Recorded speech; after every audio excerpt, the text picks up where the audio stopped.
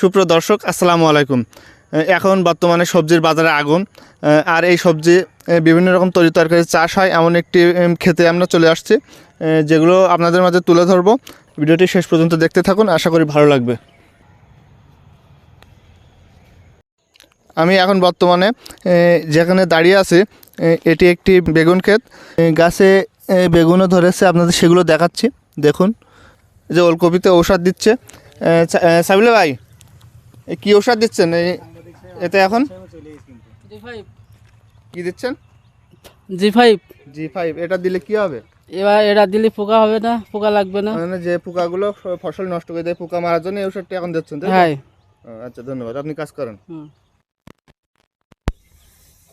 আর এখন যেটি দেখাচ্ছি এখানে বিটকপি চারা দেওয়া হয়েছে। বিটকপি, পটল, এই যে পটলের চারা আছে, এই যে দেখুন, এগুলো দেশে কিছুদিন আগে এখানে ফসল আসবে। এখন যেটি দেখাচ্ছি এখানে রসুন চাষ করা হচ্ছে। এখানে রসুন বুনে দিয়েছে, ফসলে পানি যাচ্ছে।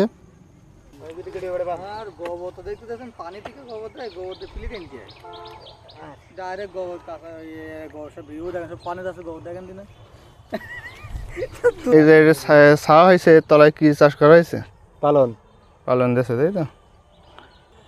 এখানে দেখুন বিটকপির মাঝে বিটকপি চাষ করেছে, তার মাঝে আখ আছে। বিটকপি শেষ হয়ে যাওয়ার পরে আখ হবে, আখ উঠবে তারপরে।